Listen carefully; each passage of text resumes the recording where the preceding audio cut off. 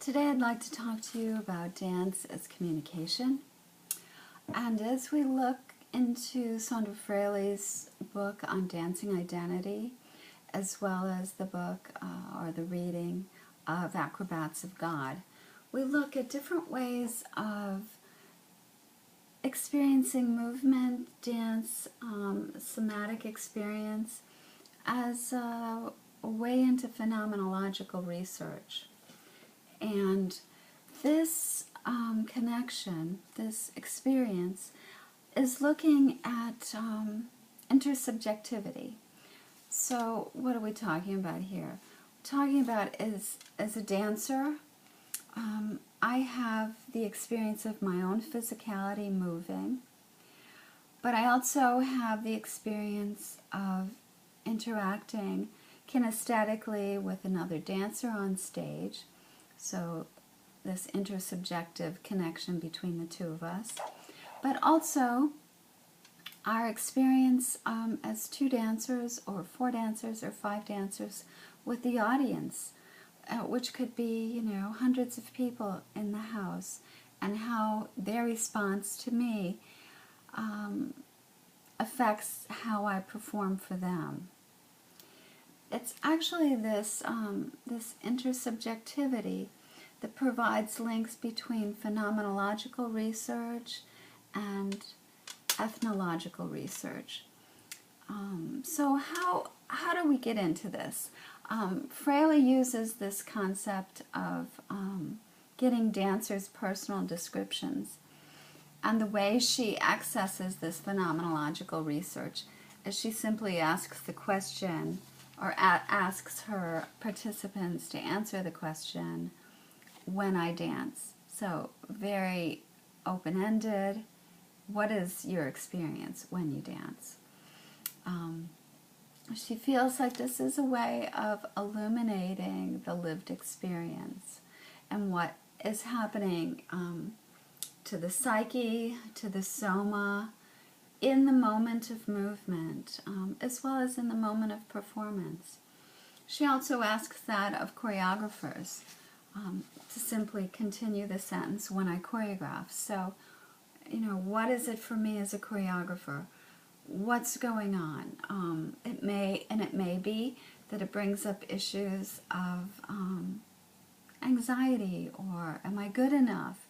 Because here I am putting a dream dance on stage for hundreds of people to look at. And what do we know about dreams? Well, it's usually what we know least about ourselves. But here I am putting it out there on stage. When we look into this idea of dance as communication, you can explore the link I gave you with Martha Graham, with her dance Lamentation. Of course, it was a dance she created as a fairly young woman. In the video clip, you have her talking toward the end of her career about this dance, about how it connected actually with one of the women in the audience, and how the body can make connections that are elusive, that words can't communicate, as one of the guests in the audience discussed, how she could not cry. She couldn't put her trauma or her sorrow into words, but by sitting in the audience and witnessing Graham's lamentation, she could finally connect or get in touch with her deep grieving. So we have this aspect of dance as communication. But then we also have the dance performance of Mary Vigman. And this was created at the time of Germany in the World Wars. And Vigman used a mask which hid her personal emotional responses, and a heavy brocade that hid her physical lines. And the music, if you want to refer to it as that, is very jarring, very discordant.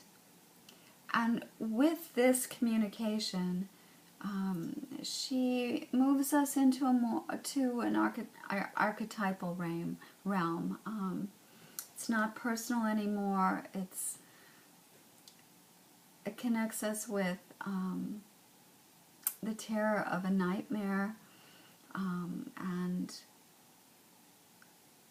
gives a different way of expressing that than words alone.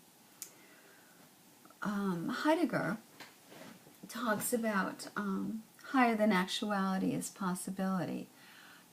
So we have here another possibility, another way of communicating powerful emotions, archetypal experiences.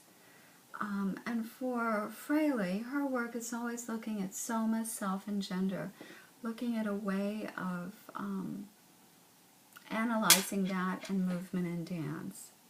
She describes dance as practice, experience, and embodied knowledge. And that's, I think, particularly helpful for us to look at this idea of embodied knowledge.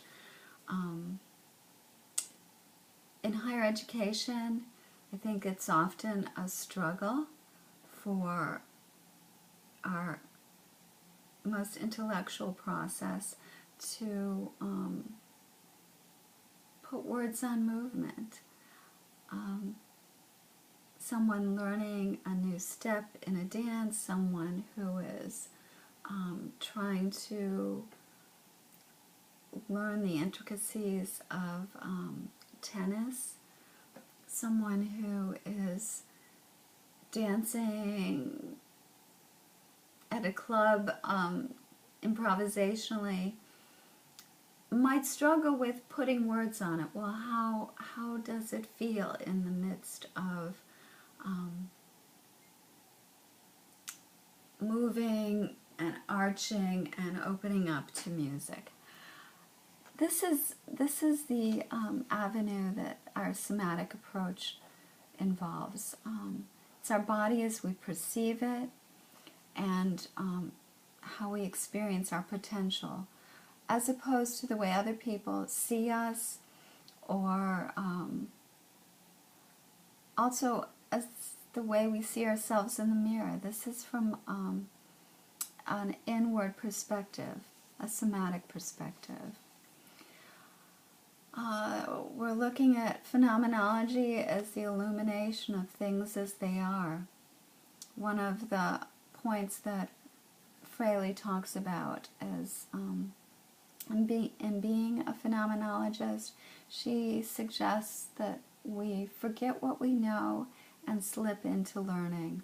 So instead of going in with an assumption about how it is, that we actually go in and experience how it is and feel into that, find a way of putting words on that somatic experience. She talks about embodying metaphysics when we dance, and this idea of embodiment, of becoming very present to our own experience in movement and in the moment of dancing, but also becoming more alive to the others around us, to the others that we're dancing with. One thing I talk to my young dancers about is being open energetically to the response of the audience, and the difference between the excitement of opening night for the audience and, feeling revved up by all the clapping, the applause, parents in the audience, best friends, and frankly the experience of maybe, say, a Saturday matinee when many of the people in the audience don't drive at night and are there for just a pleasant afternoon experience, and the performers often feel that as kind of a letdown. They don't feel the energy of the audience supporting them. And one of the things I work with them about is that's when you need to be more on your game, where you need to get yourself in the zone as opposed to trying to ride the wave of audience energy, because you're probably going to have a deficit on a Saturday afternoon as opposed to closing night when the house is full and the energy is very, very high. But in this moment of embodiment, there's a sense of radiance. When you see someone who's fully embodied, whether he or she is walking into a room or they're commanding the whole stage, even though there's 7 or 8 other people on stage with them, you have a sense of radiance. Some people might call it beauty. Certainly Fraley talks about looking into the Navajo call for the beauty way. But I think so often in our culture we think of beauty as a very particular look, a very particular maybe style or bodily proportions. But here we're talking more about a radiance, a sense of interconnection that communicates, again, intersubjectively. Not, it doesn't stop at the outer edge of our kinesphere. It connects immediately with those around us. And this is embodiment. This is a sense of an integration between soma and soul and psyche. And that's one of the big agendas when we're looking at this form of research, is how is that connection made? Fraley talks about embodying metaphysics as an ongoing mystery, as a way of ruminating behind reflection, and as a non-dualistic process. So I think, and therefore I move and I'm thinking about that movement.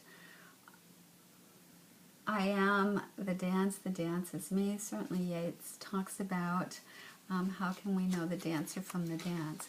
That's embodiment. That's when we find this deep connection. And this again is the way that phenomenology allows us into intersubjectivity, where it's not just things in themselves, but we move from this individual embodiment to relational embodiment. How I as a performer relate to other performers on stage, how I as an audience member feel connected to this person doing a very slow, beautiful adagio for me, because I feel it in my arms and legs, that power that comes with that kind of control. It's also a way of being in dance, for instance, with Argentine tango. The leader and the follower have this incredible communication that's very subtle. It's usually nonverbal, but it's so intense. So we'll continue this look into dance as phenomenology.